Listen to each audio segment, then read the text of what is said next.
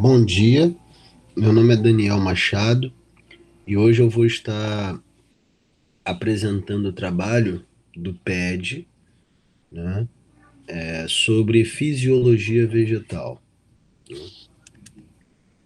Bom, nós sabemos que as plantas, né, são seres vivos e o seu metabolismo funciona de maneira fisiológica, tá? Como todos os seres vivos.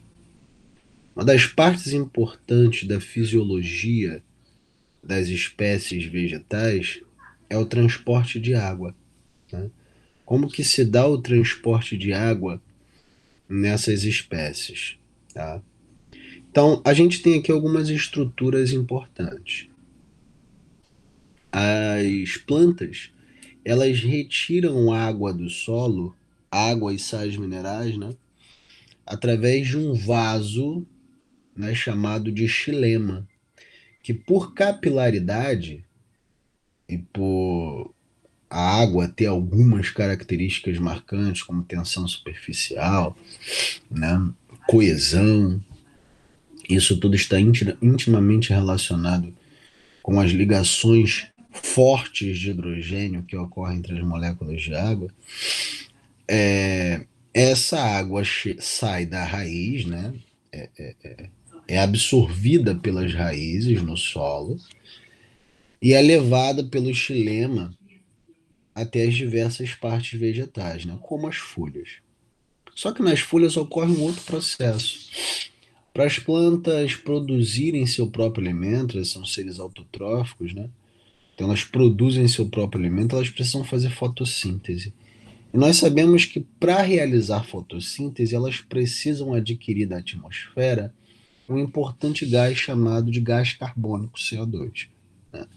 Então, através dos estômatos lá nas folhas, as plantas absorvem CO2, né? O CO2 vai entrar ali nos cloroplastos e aí vai acontecer, né, os processos fotossintéticos que vão gerar os carboidratos. E dois estômatos, eu tenho entrada de CO2 e saída de oxigênio, que é um subproduto da fotossíntese, beleza?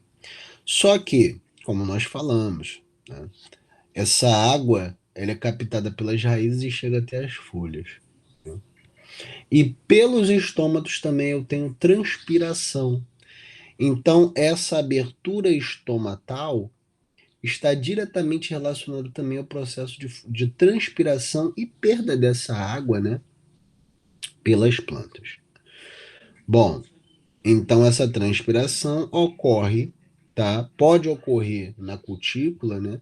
Mas a gente sabe que a cutícula é revestida por uma cera, na grande maioria das espécies, acho que todas, né? E ali não passa tanta água. Agora, aonde eu tenho maior transpiração é na região estomatal, tá? Nos estômatos, que ela é mais intensa. Pois bem, nós sabemos que existem plantas xerófitas, plantas que habitam territórios onde eu tenho poucos recursos hídricos, como esse mandacaru aqui da imagem, e plantas hidrófitas, tá? Que do contrário são plantas que habitam locais onde eu tenho bastante recursos de água, ok?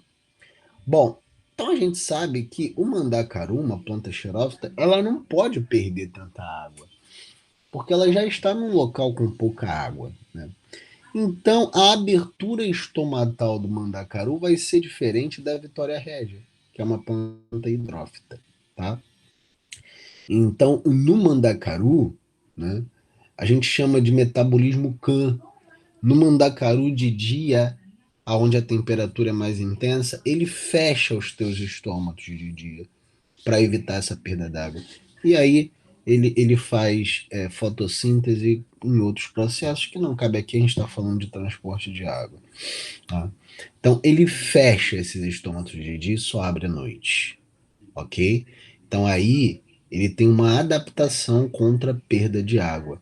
diferente da Vitória Regia, uma planta hidrófita, que ela pode abrir os seus estômatos na hora que quiser, né? Claro, existem alguns outros fatores, mas aqui a gente está falando de transporte de água, porque ela não vai ter essa perda excessiva. Ela vai ter uma perda excessiva, lógico, de água, mas ela, como vive em um ambiente alagado, ela consegue repor. Então aqui a gente tem uma atividadezinha para mostrar transporte de água e sais minerais pelo xilema, chegando até as flores. Então a gente vai pegar uma flor, né?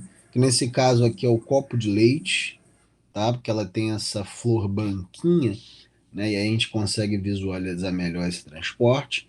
O que a gente vai fazer? A gente vai retirar as folhas do caule, tá? Para intensificar esse transporte até as flores.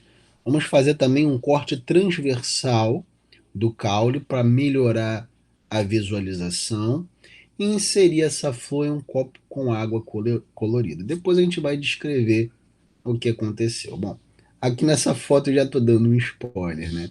A gente vai conseguir visualizar esse transporte, né, da água colorida até as flores, uma atividade prática bastante interessante, bastante didática para a gente aprender esse processo.